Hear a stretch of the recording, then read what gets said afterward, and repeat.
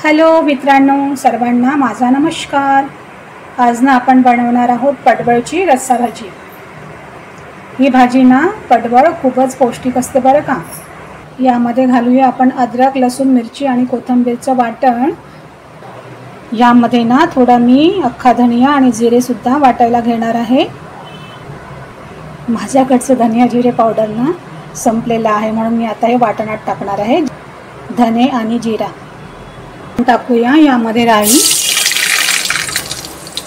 आणि हिंग टाकूया आणि टाकूया आपण तिखट पावडर, हळदी आणि लगेच आपण घालूया मसाला।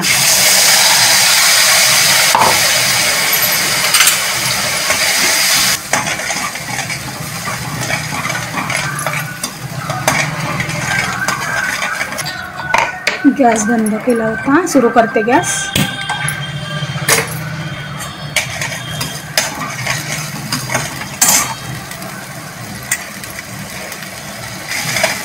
मसाला छान परतून घेऊयात।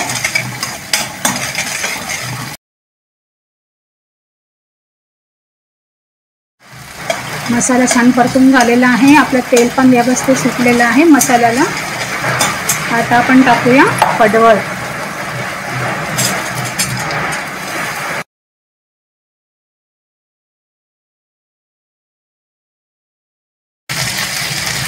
आणि टाकूया मीठ।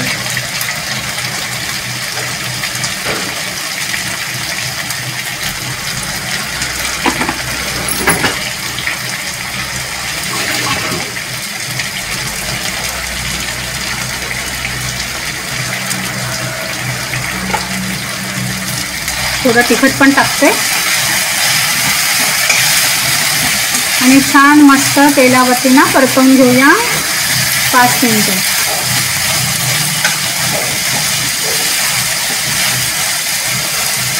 भाजीवरती वाफ तयार झाली ना की आपण गॅसची फ्लेम कमी करून होऊ द्या 5 मिनिटं आणि मध्ये मध्ये आपण चेक करत राहूया।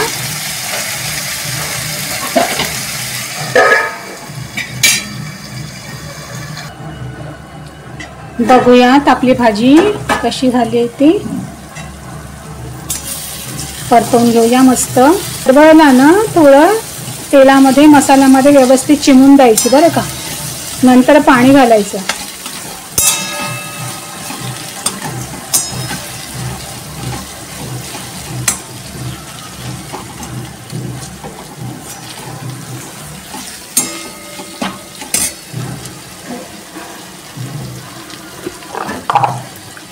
बरं का, मी आता पाणी घालते।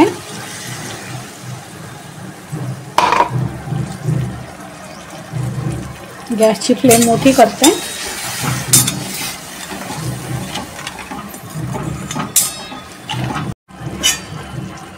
मस्त छान शिजते आपली भाजी।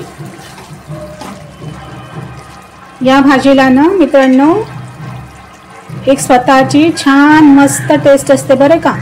जसे अळूच्या पानांना, शेवग्याच्या शेंगांना जशी टेस्ट असते ना, तशी ही पण भाजी खूप छान लागते।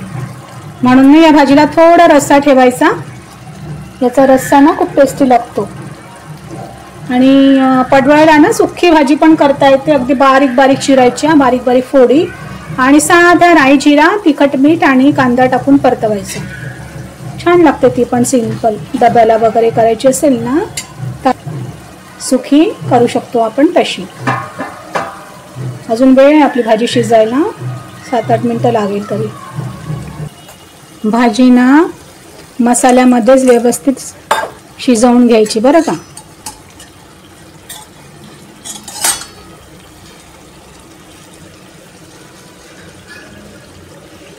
शिजलेली आहे आपली भाजी।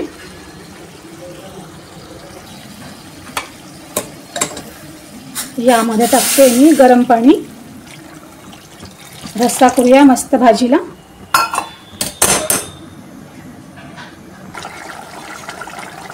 भाजीला ना मोठ्या फ्लेमवरती ठेवूयात आणि छान उकळी येऊ देऊयात।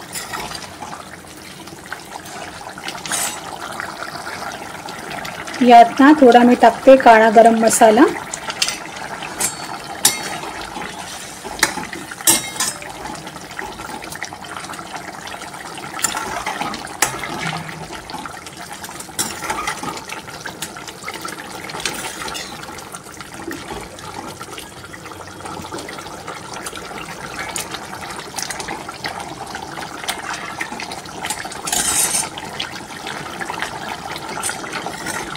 थोडं भाजीला ना असं दाबून घेऊयात आपण, म्हणजे काय होतं कडबळाच्या ज्या फोडी आहेत ना त्यामधून असं छान घट्ट रसा तयार होतो बरं का.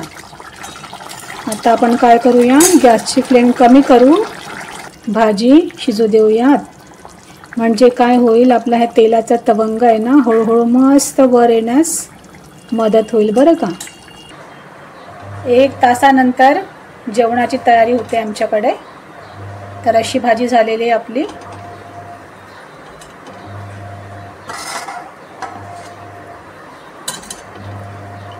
थंड झाल्यावर ना घट्ट येतो रसा जरा.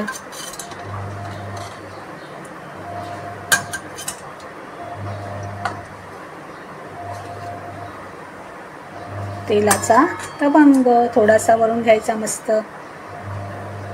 रेडी. बाय. मित्रांनो, माझी आई ना एक गोष्ट नेहमी आवर्जून सांगायची, ती गोष्ट ना तुम्हाला शेअर करावीशी वाटते आहे. ती म्हणजे आपण कोणताही पदार्थ बनवतो ना, भाजी असू दे, तिखटाचा पदार्थ असू दे किंवा गोडाचा पदार्थ असू दे, सणासुदीला आपण जे काही बनवतो शिजवतो ना ते असू देत, तर तिचं म्हणणं असं असायचं की 50% वाटा ना आपण काय जिन्नस टाकतो, आपण काय इन्ग्रेडियंट टाकतो, कशा पद्धतीने बनवतो आहे त्यावर अवलंबून असते, आणि 50% वाटा नीटनेटका बनण्याचं श्रेय संपूर्ण गॅस शेगडीला असते. आपली गॅसची फ्लेम आपण कधी मोठी करतो कधी छोटी करतो त्यावर संपूर्ण डिश अवलंबून असते, पदार्थ अवलंबून असते, असं तिचं म्हणणं नेहमीच असायचं बरं का. आणि संपूर्ण खेळ आचेवरचा असतो, संपूर्ण खेळ आचेवरचा असतो, हे तिचे शब्द ना नेहमी माझ्या डोक्यावरती रेंगाळत असतात बरं का. एखादा नवीन पदार्थ घेतला ना मी बनवायला वगैरे किचनमध्ये, तर सारखे तिचे शब्द आठवत असतात बरं का. आणि अजूनही जुन्या पद्धतीचे मला कोणते पदार्थ बनवायचे असेल ना, तिला आवर्जून फोन केल्याशिवाय मला करमत नाही बरं का. मित्रांनो, तुम्हाला माझ्या भाज्यांचे प्रकार आवडले असतील ना तर सबस्क्राईब करायला विसरू नका. धन्यवाद.